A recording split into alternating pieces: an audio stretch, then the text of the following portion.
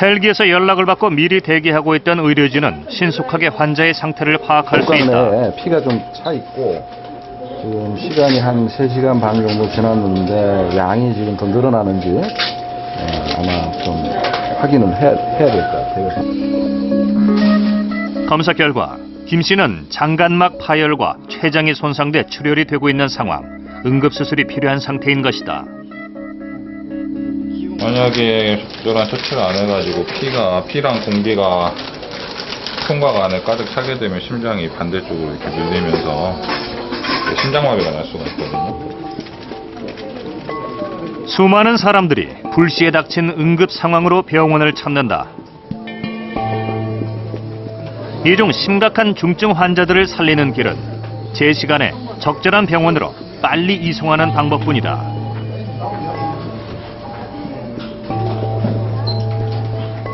중증 외상 환자를 이제 살리기 위한 그런 시간들을 최소한 1시간 이내부터는 적절한 치료가 이루어져야 된다. 어떤 치료든지 이루어져야 된다고 하는 게 이제 뭐 골든 아워라고도 얘기를 하고, 그걸 미국에서는 1시간도 너무 길다. 전 국민을 30분 내에 중증 외상센터에서 적절한 수술적 치료가 이루어지게 해야 된다고 해서 이제 뭐 골든 30 minutes 이런 얘기도 하거든요. 근데 저희가 사고 현장에 그냥 가면 환자를 그냥 이송하는 게 아니라 환자분들이 어떤 경우에 사고 현장에 이미 도착해 있으면 환자분들을 사고 현장에서 만났을 때 이미 심장이 멎어 있는 경우도 있어요. 그리고 숨이 거의 이제 마지막 숨을 몰아쉬고 있는 경우도 있고, 거의 숨이 끊어져 있는 경우도 있고.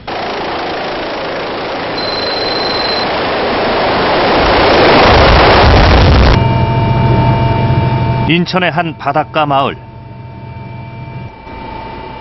섬에 응급 환자가 발생했다. 닥터 헬기 이륙 20여 분 만에 의료진이 도착했다. 올해 75세인 염상극 할아버지는 숨쉬기조차 힘든 상태로 의료진을 맞았다. 염상극 씨는 기침과 고열 증세를 보였다. 아까 38.8도여서 지금 호흡이 곤란이 있으시잖아요. 열이 있으시고. 그래서 지금 폐렴이 의심돼서 제가 헬기 요청을 했는데요. 이 기력이 없으셔서 뭐 움직이지를 못하니까. 고령의 지병인 당뇨를 앓고 있는 데다 감기를 오랫동안 방치해 악화된 것이다. 병원으로 가는 거죠? 네, 거기. 섬에선 환자가 발생하면 비상이다. 그래서 그냥 깜짝 놀라서 비행기가 와가지고 웬일인가 하고 밭에서 그냥 맨발 짚고 뛰어나왔네. 이 집 앞에가 막 아유 그러네. 이걸 찍을 거야. 마을 주민 대부분이 어업에 종사하거나 고령인 소야도에선 선박 관련 사고나 고령으로 인한 위급한 상황이 종종 있어 왔다. 지난번에는 그래도 늦어가지고 생명을 잃었어요. 근데 이번에는 그래도 빨리 온 편이네요. 섬마을 특성상 큰 병이 나면 제때 제대로 된 치료를 받기 어려운 실정이다. 이거 못 오면 가는 방법이 없죠. 아니면 저기 면 행정선 같은 걸로 긴급하게 가는 방법 외에는 없죠. 이런 노인네들 이렇게 이런 데서 금방 환자가 생기거나 병이 드시면 너무 힘이 들어요.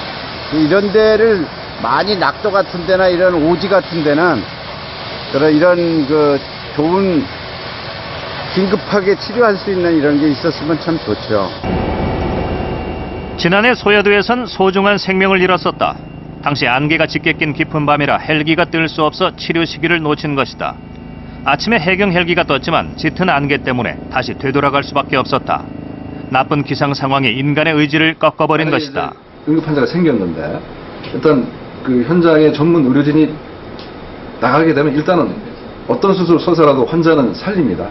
절대 그 환자가 나빠지도록 내버려 두지 않기 때문에 전문 의료진이 현장에 나가서 처치하는 게 중요하고, 또 응급의료 시스템 자체가 이게 공공성을 지니고 있습니다. 그러니까 어느 곳에서나 누구든지 동일한 혜택을 받을 수 있도록 해야 되는 것이 응급의료 시스템입니다. 근데 만약에 어느 장소에 있다고 해가지고 혜택을 못 받고 또 취약 치료를 못 받고 하면 안 되기 때문에, 그런 여러 가지 어떤 그 제한점을 해소하기 위해서 현장에 응급의학 전문의가 헬기를 타고 날아가서 처치를 하고 적절한 곳으로 이송을 하는 겁니다. 언제 어디서 어떻게 발생할지 모르는 응급 환자를